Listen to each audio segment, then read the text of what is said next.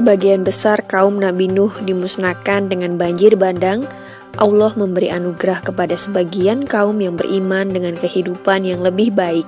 Salah satunya adalah kaum Ad.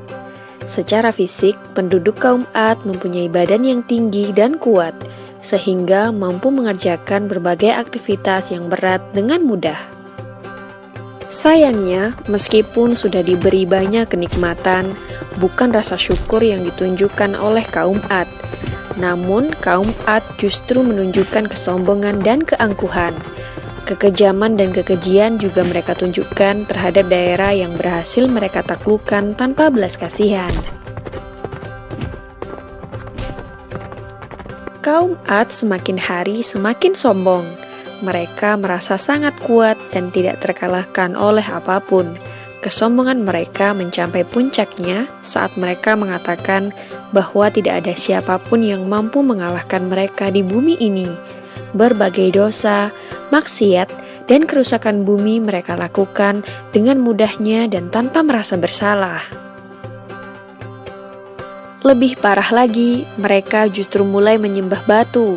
Hal ini menjadikan kaum Ad merupakan kaum penyembah berhala pertama setelah kaum Nabi Nuh yang telah dimusnahkan oleh Allah dengan banjir bandang. Mereka tidak lagi mengenal Allah Subhanahu wa Ta'ala yang sudah menyelamatkan leluhurnya dari azab yang pedih. Mereka hanya ingat kesenangan duniawi yang mereka miliki.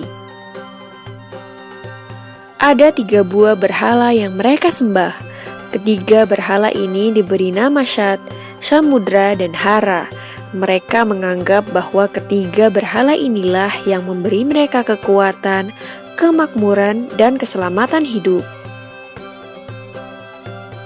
Untuk menghadapi akhlak dari kaum Ad yang semakin parah, Allah mengutus Nabi Hud di antara kaum tersebut untuk memperbaikinya.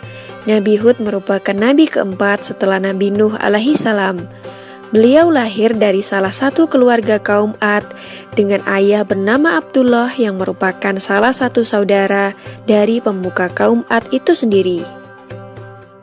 Seperti halnya nabi-nabi sebelumnya, banyak penolakan yang diterimanya, baik dari tetangga, masyarakat sekitar, bahkan saudaranya sendiri.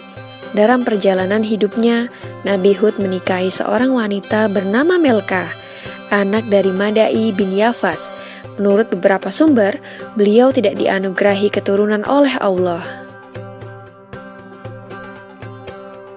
Perjuangan Nabi Hud dalam memperbaiki akhlak kaum Ad memang cukup berat. Sifat sombong dan angkuh yang dimiliki kaum Ad seakan sudah menutup mata hati mereka untuk bisa menerima hidayah dari Allah.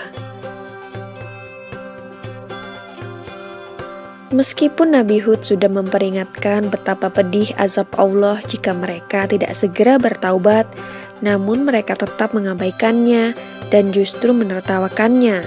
Bahkan mereka juga menantang agar azab tersebut segera didatangkan untuk membuktikan kebenaran dari ucapan Nabi Hud.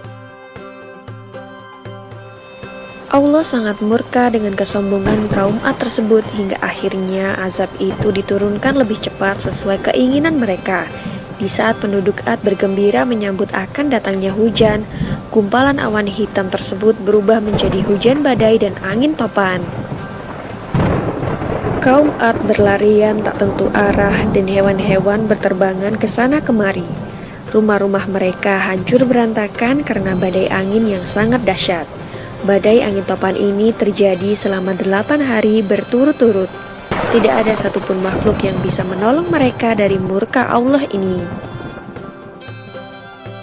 Sementara itu, Nabi Hud dan beberapa pengikutnya diselamatkan dari bencana ini. Mereka pun pindah menuju suatu tempat bernama Tarim dan hidup menetap di sana hingga Nabi Hud meninggal dengan usia 130 tahun. Semoga kisah ini dapat mempertebal iman kita dan percaya tentang kebesaran Allah Subhanahu wa Ta'ala. Amin ya Rabbal Alamin.